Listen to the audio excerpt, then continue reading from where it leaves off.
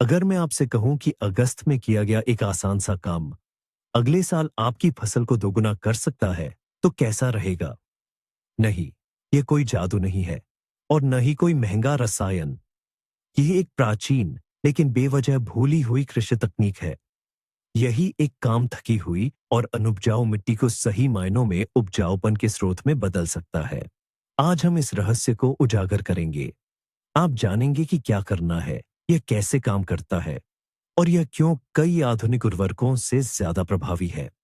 अगस्त का महीना, फसल लगभग कट चुकी है, खेत खाली पड़े हैं और कई बागवानों को यह लुभाता है कि बस सब कुछ वसंत तक ऐसा ही रहने दे, यह सोचकर कि मिट्टी को आराम मिलेगा।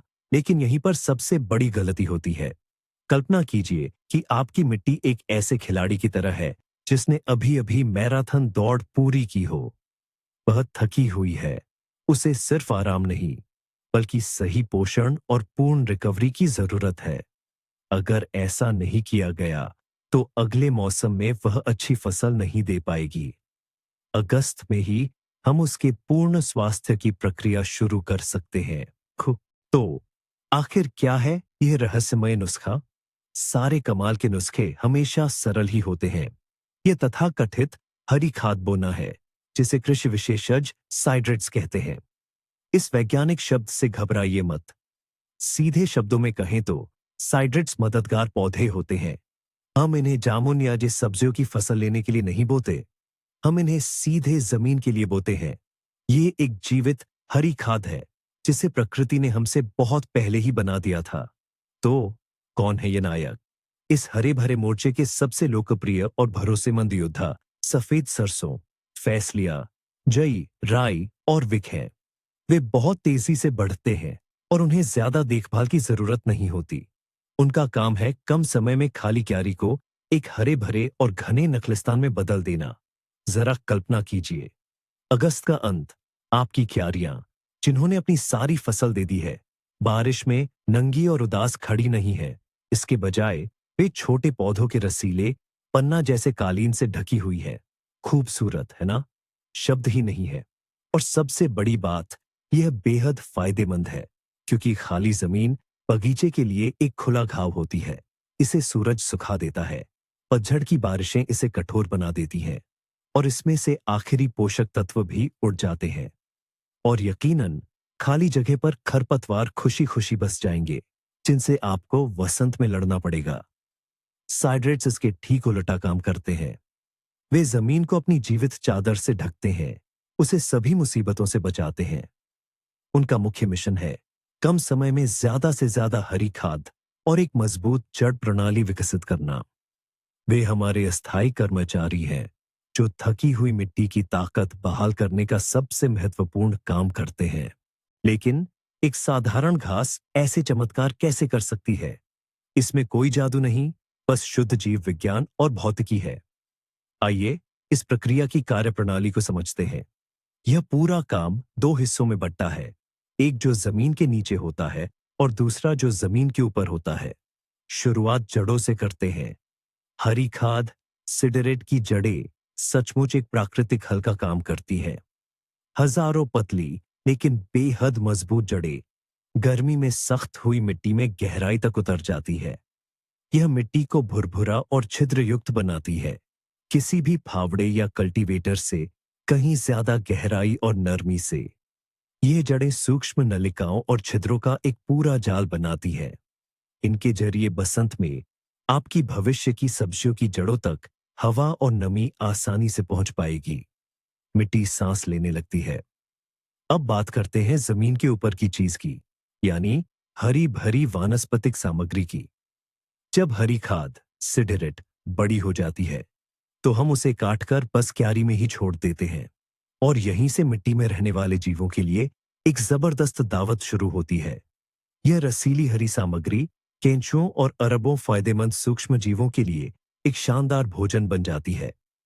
इसे संसाधित करके वे ह्यूमस बनाते हैं, वही काला सोना जो पौधों के लिए पोषण का सबसे कीमती स्रोत है। और यही हम उस लोकप्रिय मिथक को तोड़ेंगे कि पतझड़ में पूरे बगीचे की गहरी खुदाई करना जरूरी है।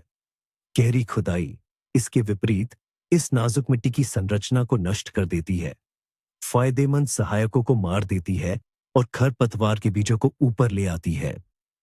जबकि हरी खाद सिडरेट मिट्टी को धीरे से और प्राकृतिक रूप से ठीक करती है और बहाल करती है, ठीक वैसे ही जैसे प्रकृति ने इसे बनाया है। अपने खेत के लिए कौन सी हरी खाद चुनें? क्योंकि सभी हरी खादें एक जैसी नहीं होती। हर एक की अपनी खास खूबी और काम होता है। आपका चुनाव इस बात पर निर्भर करेगा कि आप कौन सी समस्या हल करना चाहते हैं। आइए सबसे आम स्थितियों पर नजर डालते हैं। अगर आपकी मुख्य समस्या कीट है, जैसे वायरवर्म या फाइटोफथोरा जैसे रोग, तो आपकी सबसे अच्छी दोस्त सफेद सरसों है। इसकी जड़ों से निकलने वाले तत्व मिट्टी को कीटाणु रहित करते हैं और कई अनचाहे मेहमानों को दूर भगाते हैं। ये वाकई खेत का सच्चा रखवाला है। अगर आपके खेत में भारी चिकनी मिट्टी है, जिसे वसंत में फावड़े से भी खोदना मुश्किल हो जाता है, तो आपको मजबूत जड़ प्रणाली वाले पौधों की जरूरत है। सर्दियों की राई या तेल वाली मूली शानदार विकल्प है। उनकी जड़ें छोटे ड्रिल की तरह गहराई तक जाती है, जिससे सबसे घनी मिट्टी भी ढीली होकर उसकी संरचना में सुधार होता है। या शायद आपकी विपरीत समस्या है, एक कमजोर रेतीली मिट्टी जो न तो नमी रोक पाती है और न ही पोषक तत्व। तब फलीदार पौधे आपकी मदद करेंगे। वेच, मटर या लुपिन, उनके पास एक अद्वितीय क्षमता है। वे सीधे हवा से नाइट्रोजन ग्रहण करने में सक्षम होते हैं और इसे अपनी जड़ों पर बनी गांठों में इकट्ठा करते हैं, जिससे मिट्टी समृद्ध होती है। इसलिए बीज खरीदने के लिए दुकान पर भागने से पहले बस अपनी मिट्टी को देखें और सोचें, उसे सबसे ज्यादा किस चीज की जरूरत है? ढीला करने की, पोषण की या बीमारियों से बचाने की? स्क्रीन पर अब आप एक आसान गाइड देख सकते हैं जो आपको सही चुनाव करने में मदद करेगा। और अब बात करते हैं सबसे दिलचस्प हिस्से की, वो पल जो सब कुछ बदल देता है। क्या आपको लगता है कि हरी खाद बोने से आप सिर्फ जमीन को खाद दे रहे हैं? असल में आप अपनी क्यारियों में एक जीता जागता सांस लेने वाला जीव बना रहे होते हैं। हरी खाद की जड़ें लाखों सूक्ष्म नलिकाएं होती हैं जो मिट्टी को रुई की तरह नरम और हवादार बनाती हैं। ये जमीन में गहराई से ऑक्सीजन और नमी खींचती है, जिससे वे भविष्य की फसलों के लिए आसानी से उपलब्ध हो जाती है।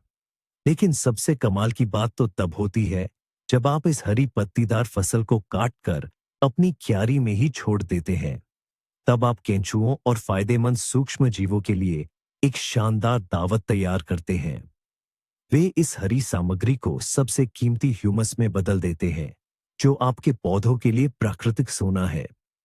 आप सिर्फ पैकेट से खाद नहीं डाल रहे होते, आप खुद प्रकृति को अपने लिए काम पर लगा रहे होते हैं, जिससे मिट्टी की प्राकृतिक उर्वरता वापस आती है।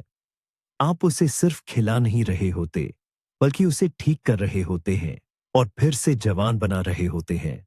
और इसका परिणाम देखिए, अगस्त में सिर्फ एक काम, हरी खाद बोना, और आपकी जमीन वसंत तक सिर्फ आराम ही नहीं करेगी, वह जीवंत, संरचित पोषक तत्वों से भरपूर होगी और आपको ऐसी फसल देने के लिए तैयार होगी जिसकी आपने कभी कल्पना भी नहीं की थी। इस वीडियो को आखिर तक देखने के लिए धन्यवाद। अगर आपको कुछ नया और उपयोगी सीखने को मिला, तो लाइक करना और चैनल को सब्सक्राइब करना न भूलें, ताकि आप दूसरे बागवानी के राज मिस न करें। क्या आपने कभी हरी खाद बोने की कोशिश की है? कौन सी और इसका क्या नतीजा रहा? अपने अनुभव कमेंट्स में साझा करें। आइए इस पर एक साथ चर्चा करें।